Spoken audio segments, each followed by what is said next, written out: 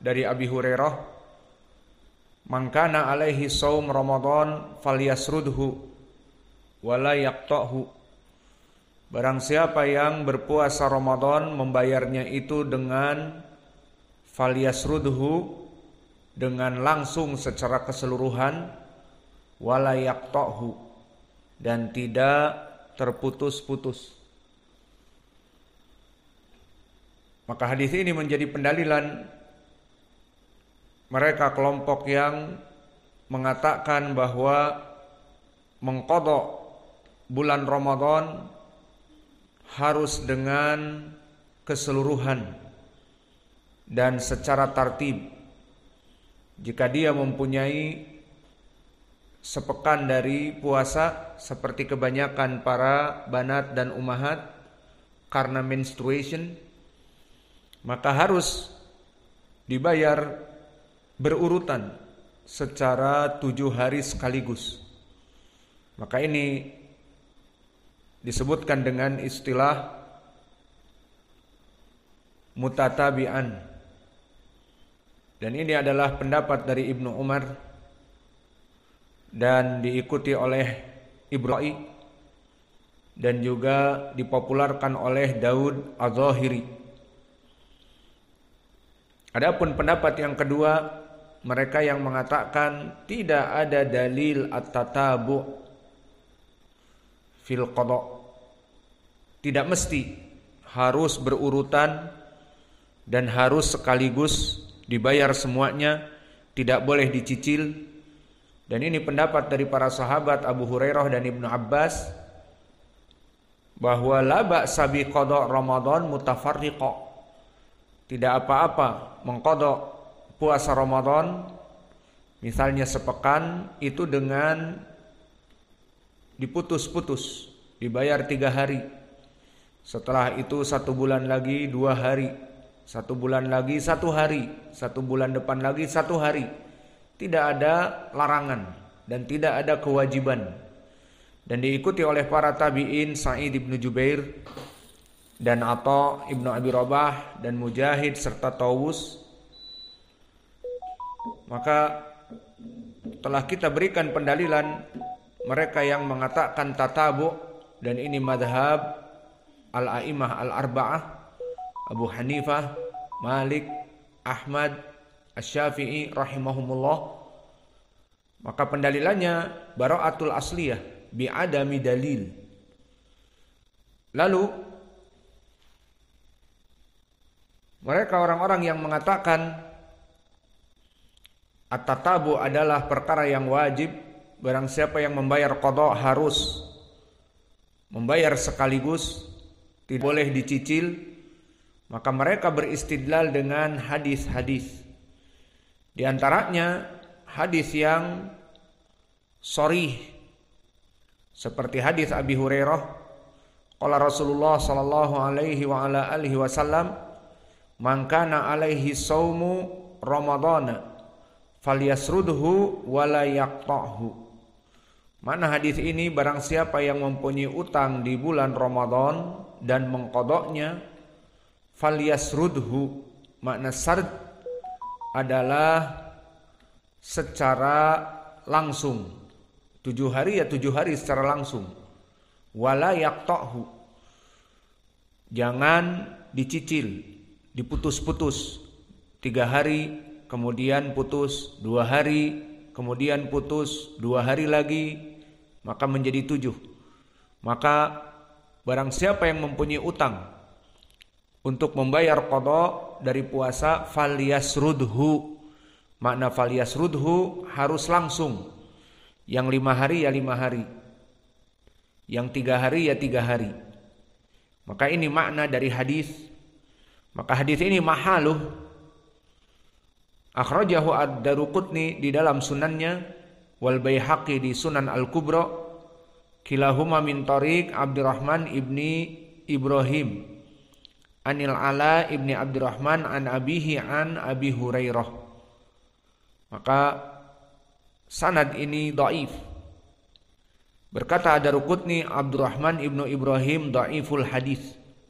Dan berkata Al-Baihaqi, Abdurrahman ibnu Ibrahim al-Madaniyu qad da'afahu Yahya ibn Ma'in wa Nasa'i wa Daruqutni. Maka sanad ini dhaif seperti didhaifkan oleh Ad-Daruqutni dan Al-Baihaqi. Keduanya mendhaifkan hadis ini. Dan yang jadi ilahnya adalah Abdurrahman ibnu Ibrahim wa huwa al-Qas. Maka para ulama telah mendhaifkannya, didhaifkan oleh jumhur ulama seperti An-Nasa'i, Yahya ibnu Ma'in, dan sebagian ulama memandang dia agak sedikit baik seperti Imam Ahmad dan Abu Zur'ah, dan yang mendhaifkan seperti Abu Hatim selain Ibnu Ma'in laisa bil qawi. Dan Imam Abu Hatim di sini ulama ahlil ilal. Dia di saat mendhaifkan juga memberikan faidah dari penyakit hadis. Maka berkata Abu Hatim, laisa bil qawi rawa haditsan munkaron anil ala. Maka disebutkan oleh Abu Hatim dia tidak kuat dan banyak meriwayatkan hadis-hadis yang mungkar dari al-ala. Dan lihat di sini sanadnya. Dari Abdurrahman ibnu Ibrahim dari Ala ibni Abdurrahman. Maka Abdurrahman ibnu Ibrahim jika meriwayatkan dari Al-Ala mungkaron, hadisnya itu berkesendirian. Maka hadis ini hadis yang mungkar sesuai dengan ucapan Abu Hatim, fala'allahu hadal hadis alladhi anqarahu Abu Hatim fa innahu bihadas sanad atau bihadal isnad.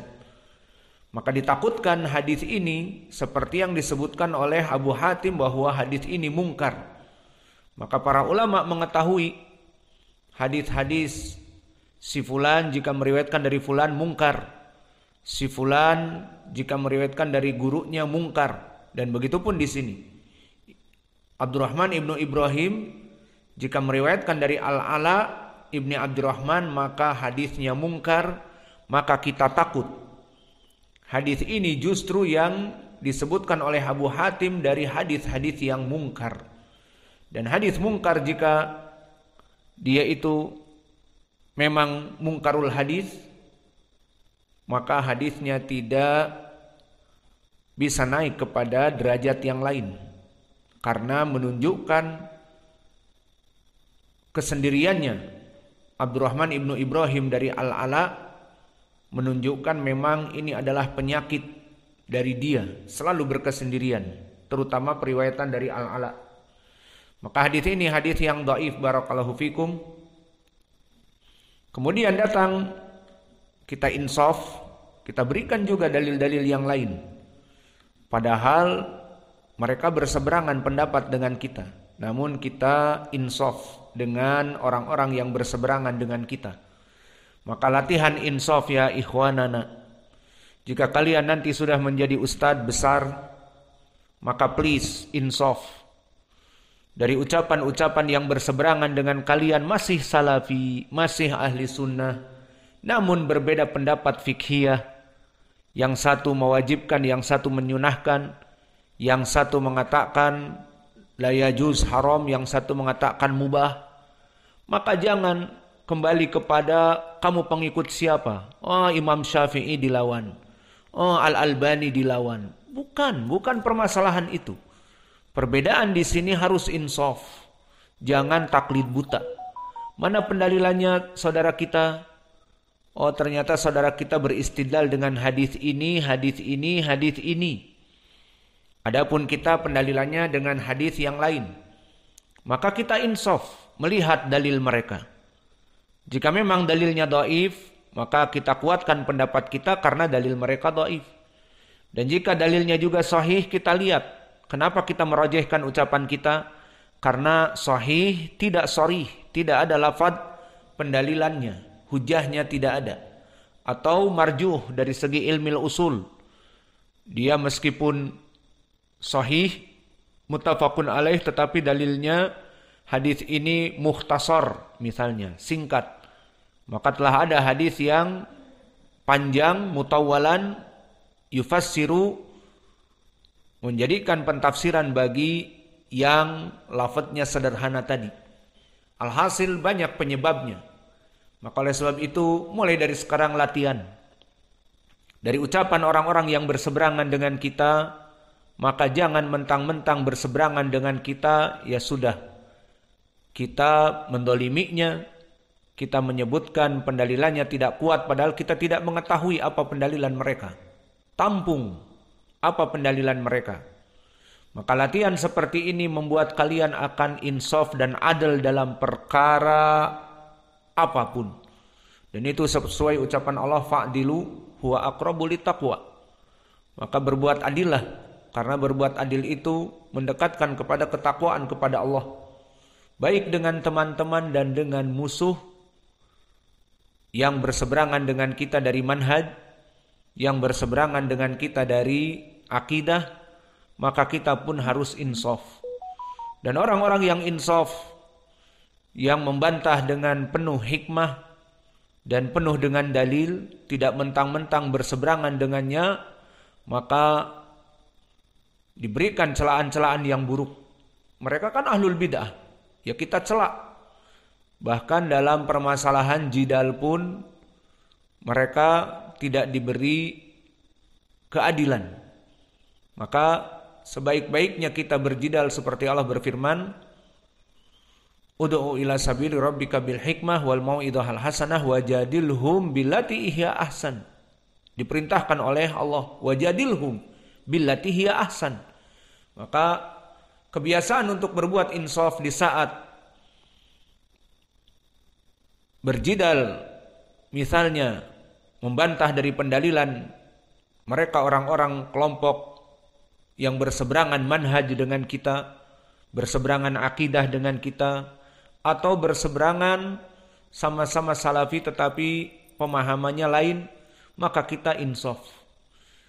Tidak ingin kita ini menjadi pemenang, namun kita mencari kebenaran dalam berbagai perkara. Itu jika dalam koridor sesama ahli sunnah. Adapun dengan kelompok ahlul bid'ah, kita semua sudah mengetahui kita yang benar, mereka yang salah. Namun berikan kepada mereka bagaimana pendalilan kita bisa masuk kepada mereka dengan memberikan pendalilan-pendalilan yang benar. Dan membantah hujah-hujah mereka, karena mereka mempunyai hujah syubuhat namanya, kita bantah satu persatu. Itulah insaf. Begitupun di sini. Kepada saudara kita yang berseberangan, mereka mengatakan bahwa asard ataupun terus menerus dalam membayar qada itu wajib. Tadi kita sebutkan hadis Abi Hurairah, dan lebih insaf lagi kita sebutkan telah datang juga dari Khalifah Ali ibn Abi Thalib radhiyallahu anhu. Qala man kana alaihi shaum Ramadan falyasumhu muttasilan wala yufarriqhu. Maka hadis ini hadis yang mauquf, bukan dari Nabi. Barang siapa yang melaksanakan puasa Ramadan falyasumhu muttasilan, agar dia itu menyambungnya, wala yufarriqhu, dan jangan dipecah-pecah, jangan dicicil. Maka atsar ini tentunya bukan hadis, dan di sini atsar dari Ali bin Abi Thalib, dan dia adalah dari Khulafa ar-Rasyidin. Jika sanadnya sahih maka bisa dipertimbangkan karena ucapan Khulafa ar-Rasyidin dari hujjah juga. Sesuai hadis Irbad ibn Sariyah yang sahih li ghairi, alaikum bisunnati wa sunnatil khulafa ar-rasyidin al-mahdiyyin addu 'alaiha bin nawajid. Maka ucapan Ali jika sahih di sini bisa dijadikan hujjah. Maka mahaluh hadis ini diriwayatkan oleh Imam Ibnu Abi Syaibah dan Abdul Razzaq serta yang lainnya dari jalan Abi Ishaq wa huwa as-Sabi'i anil Harits an Ali. Maka dari Abi Ishaq as-Sabi'i, dan dia seorang mudallis, meriwayatkan dari Al-Harits dengan an-anah anil Harits. Maka ini penyakit dari sanad ini yang pertama. Yang kedua Anil Harits an Ali. Al Harits ma'ruf, meriwayatkan dari Ali, maka dia adalah Al Harits Al-A'war, dan dia sayyi'ul hifdz. Maka hadis yang kedua pun tidak lekang dari kedhaifan, apalagi dia mauquf dan dhaif. Maka hadis ini tidak bisa naik kepada derajat sahih li ghairih atau hasan li ghairih, yang satu mauquf, yang satu marfu dari Nabi, dan yang marfu mungkar karena periwayatan Abdurrahman ibnu Ibrahim khususnya dari Ala ibni Abdurrahman selalu mungkar, dan ini ucapan Jabal fi ilmil ilal, bagaikan gunung yang menjulang di ilmil ilal. Maka dua pendalilan, dua-duanya dhaif. Kemudian dari insaf kita juga di sana ada hadis lain. Hadis yang diriwayatkan oleh Aisyah, qalat nazalat faidatun min ayamin ukhar mutatabi'atin fasaqatat mutatabi'atin. Maka telah turun ayat faidatun min ayamin ukhar mutatabi'atin, ada tambahan mutatabi'atin, fasaqatat mutatabi'at, kemudian dihapus mutatabi'at. Maka dari pendalilan mereka beristidlal dengan hadis Aisyah ini. Apa faedah hadis Aisyah? Menjelaskan tentang an-nasikh wal mansukh. Berkata Aisyah di dalam ucapan Allah faidatun min ayamin ukhar mutatabi'at, bahwa asal hadis, asal dari Al-Quran, maka faidatun takdirnya fa'alaihi iddatun, wajib bagi dia untuk membayar qada dari hari-hari yang dia berbuka, baik sakit 2 hari maka dibayar 2 hari, baik safar 2 hari makan dan minum maka dibayar 2 hari, min ayamin ukhar mutatabi'atin. Maka ayat dulu tertulis dan dibaca mutatabi'at. Ma makna mutatabi'at? Dibayar qada secara terus menerus. Kemudian berkata Aisyah fasaqatat mutatabi'at, kemudian tidak dibaca lagi, dimansuhkan lafaz mutatabi'at.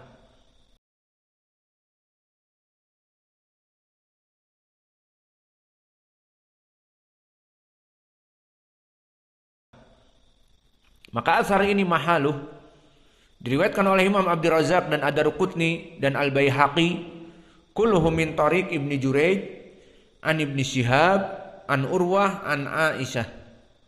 Maka disebutkan di dalam asar ini dari Ibni Jurayj, dari Ibni Syihab, dari Urwah, dari Aisyah. Berkata Ad-Darqutni, hada isnaduhu sahih, bahwa ini sanadnya sahih, dan kita katakan wa huwa kama qala, bahwa dia seperti yang disahihkan oleh Ad-Darqutni. Lakin kaif Ibnu Jurayj huna? Kita katakan waqad sarraha Ibnu Jurayj di riwayat Abdur Razzaq, di riwayat yang lain haddatsani Ibnu Syihab.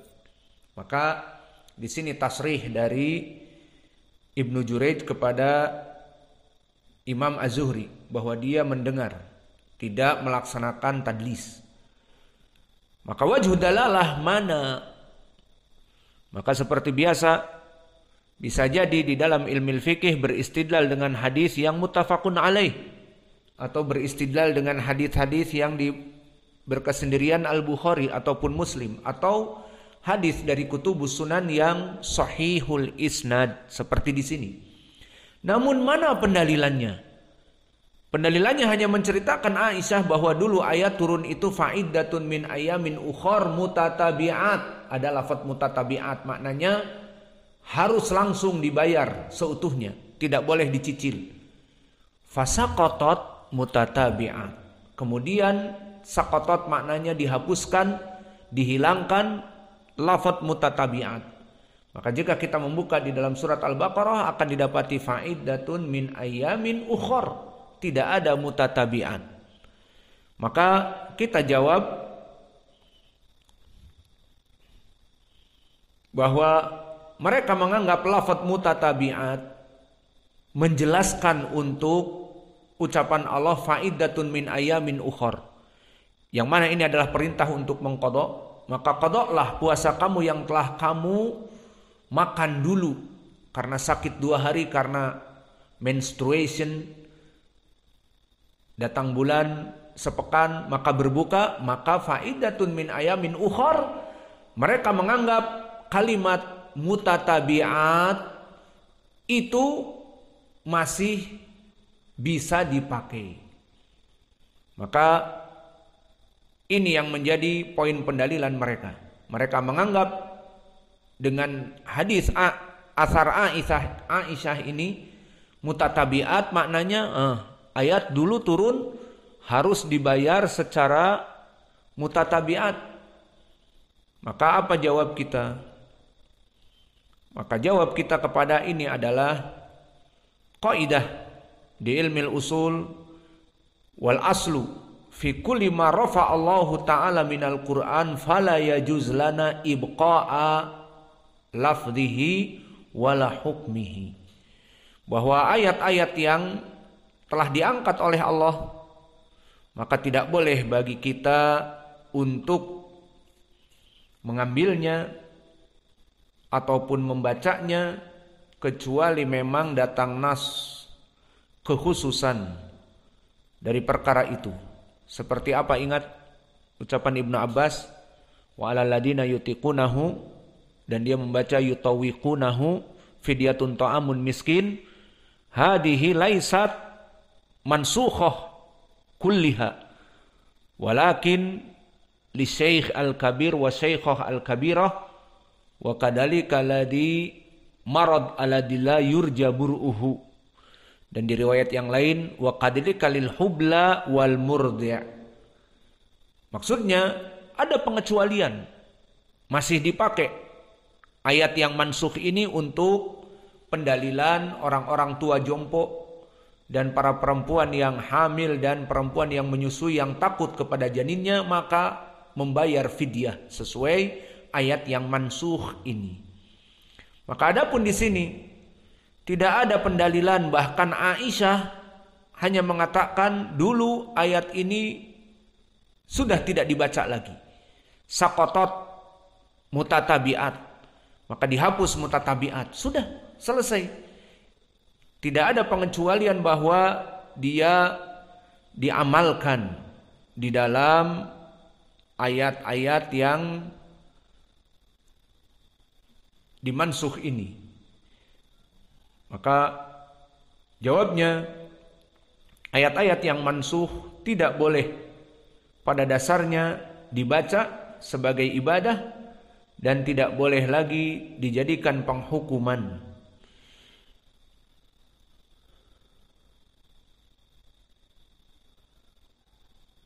Dan ini contohnya seperti di hadis Aisyah yang lain.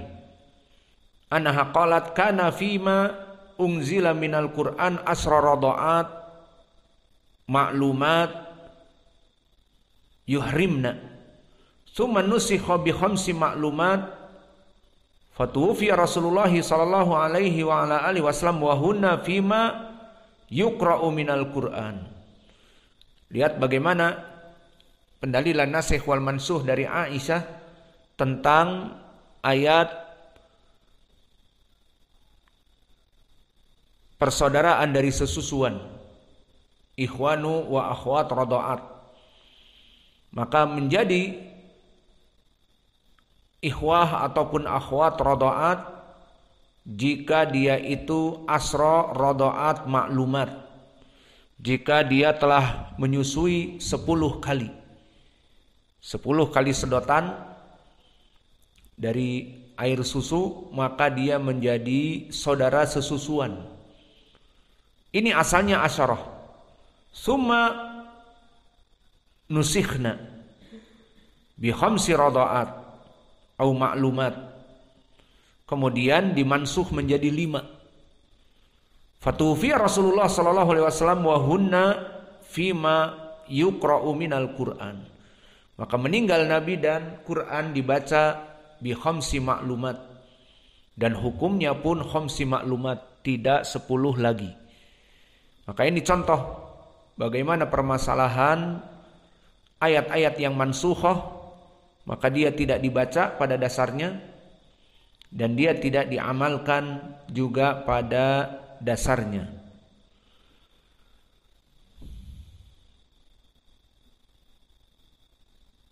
Kemudian kita jawab tadi, asal dari al-mutatabi'at karena disebutkan oleh Aisyah fasaqatat mutatabi'at, maka dia dimansuhkan. Maka kalau dimansuhkan bagaimana? Tidak dibaca karena bacaannya bukan ibadah. Dan yang kedua, dihilangkan hukumnya. Maka kenapa kalian malah beristidlal dengan ayat yang mansuh? Telah dihapuskan hukumnya, maka harus tidak diamalkan dari segi hukum. Maka oleh sebab itu qad fahima ulama ahlu tafsir minas sahabah dari salafus soleh ala isqat qiraati ma'a hukmihi. Maka telah datang salaf dan diantaranya Aisyah yang meriwayatkan hadis ini, saqatat mutatabi'at. Namun kalian malah beristidlal bahwa mutatabi'at itu bisa dipakai. Dari mana bisa dipakai? Maka seperti Ibnu Abbas berkata, fiman alaihi qada syahrul Ramadan yaqdihi mutafarriqa fa innallaha qala fa'iddatun min ayamin ukhar. Maka di dalam athar dari sahabat Ibnu Abbas bahwa dia memberikan fatwa mengqada itu mutafarriqa, tidak terus menerus, tetapi boleh diselang-seling, boleh dicicil. Kemudian beristilah dengan ayat fa'iddatun min ayamin ukhar, tanpa ada lafaz yang mansukhnya karena sudah tidak dibaca dan dihilangkan hukumnya mutatabi'at. Sehingga Ibnu Abbas mengambil dengan keumuman ayat yang bermakna mutlak. Fa'iddatun min ayamin ukhar, maka tunaikanlah di hari yang akan datang selain dari Ramadan, dibayar di bulan Syawal, Dzulqa'dah, Dzulhijjah dan seterusnya tanpa mutatabi'at. Ini ucapan siapa? Ibnu Abbas.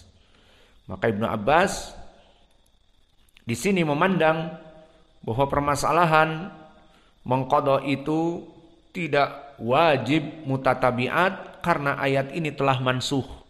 Sehingga dia bahkan beristidlal dengan ayat ini yang sudah dimansuh mutatabi'at. Maka hukumnya bukan mutatabi'at lagi. Itu maknanya. Maka atsar ini dari Ibnu Abbas diriwayatkan oleh Imam Al-Baihaqi, Imam Al-Bukhari dengan lafaz la ba'sa an yufarriqa liqaulihi ta'ala fa'idatun min ayamin ukhar. Meriwayatkan dari Ibnu Abbas, Imam Al-Bukhari langsung dari Imam Al-Bukhari qala Ibnu Abbas. Berarti ini mu'allaq. Maka alhamdulillah mu'allaq ini telah disambungkan oleh Abdul Razak dan Imam Ibnu Abi Syaibah dengan lafaz sum kaifa syi'ta qala Allah Ta'ala fa'iddatun min ayamin ukhar. Maka disambung dengan jalan dari siapa? Dari Abdul Razak dan Ibnu Abi Syaibah. Keduanya meriwayatkan dari Ma'mar an Zuhri an Ubaidillah ibni Abdullah ibni Utbah dari Ibni Abbas. Maka sanadnya sahih.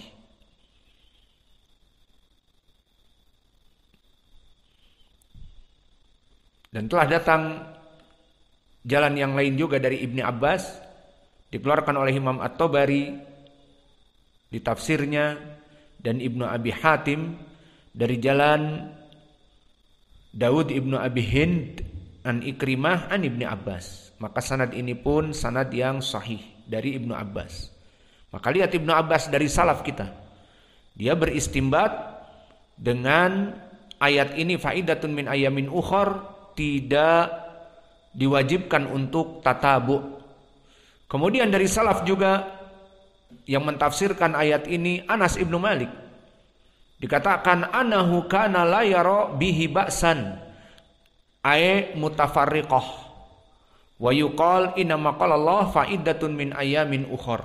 Ditanya Anas ibnu Malik tentang apakah wajib melaksanakan qada itu terus menerus seperti kita berpuasa terus menerus 30 hari. Dari 30 hari itu tadi ada yang haid, ada yang menstruation, maka sepekan dia makan dan tidak sholat, maka dibayarnya pun harus sepekan juga.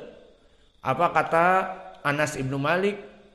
La yara bihi ba's, tidak apa-apa untuk mutafarriqah, untuk diselang-seling, untuk dicicil sedikit-sedikit. Kemudian beristidlal dengan ayat Al-Quran, fa'iddatun min ayyamin ukhor, menunjukkan ayat ini sudah dimansuh, tidak beristidlal lagi dengan lafaz mutatabi'at. Maka asar Anas ini diriwayatkan oleh Imam Al-Baihaqi dari jalan Al-Asam. Haddatsana Yahya ibnu Abi Thalib akhbarana Abdul Wahhab akhbarana Sulaiman At-Taimi an Bakar ibni Abdullah an Anas ibni Malik. Dan Al-Asam dia adalah Abul Abbas Muhammad ibnu Ya'qub, dan Abdul Wahhab di sini Abdul Wahhab ibnu Atha Al-Khaffaf, dan Yahya ibnu Abi Thalib huwa Ja'far, wa Bakar ibni Abdullah huwa Al-Muzani. Maka di sini adalah asar yang sahih.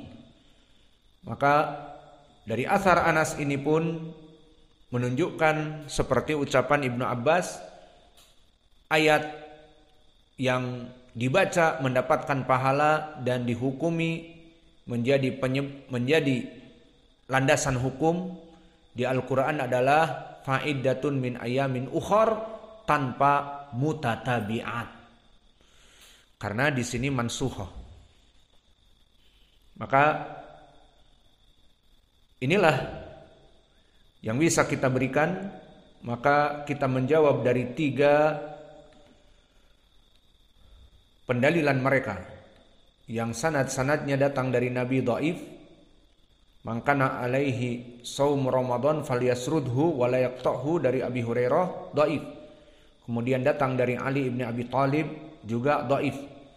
Dari Abi Hurairah bisa dihukumi mungkar karena berkesendirian rawi yang memang biasa mungkarul hadis. Maka di sini sangat dhaif. Dan yang kedua datang mauquf dari Ali, dan yang ketiga datang dengan sanad yang sahih. Namun justru tidak ada wajah pendalilan. Justru Aisyah mengatakan dulu waktu pertama ayat itu bunyinya fa'iddatun min ayamin ukhar mutatabi'at fasaqatat mutatabi'at. Maka dihilangkan, dihapuskan mutatabi'at. Maka mana wajah pendalilan? Tidak ada. Kesimpulannya yang rajih dalam permasalahan kita membayar qada adalah boleh untuk tidak langsung. Maksudnya hukumnya tidak wajib langsung, terus menerus. Kita katakan yang benar tidak wajib, dan ini pendapat jumhur. Lalu setelah itu kita mengetahui tidak wajib, namun ada catatan lain.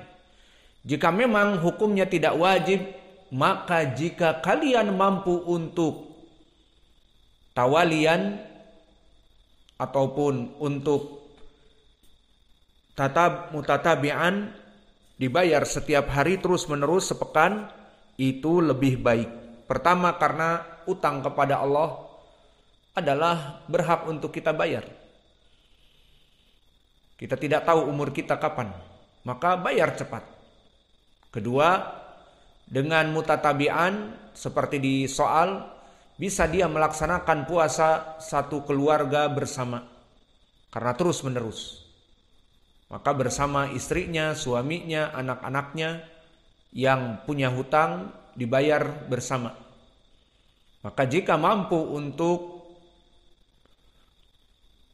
mutatabi'an, maka ini afdol, karena ini adalah hutang dan dengan mutatabi'an lebih mudah.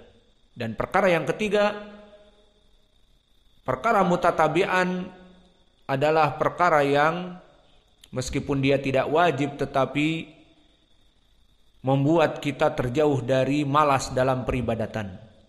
Karena jika kita mempunyai hutang sepekan tidak puasa karena sakit atau safar, maka kemudian 2 hari dibayar, aduh masih 5 hari lagi nih, nantilah bulan depan sibuk dan sebagainya, aduh masih 5 hari lama, yalah besoklah sekalian Senin Kamis, maka puasa Senin 1, maka baru 3, masih 4 lagi, akhirnya jadi malas.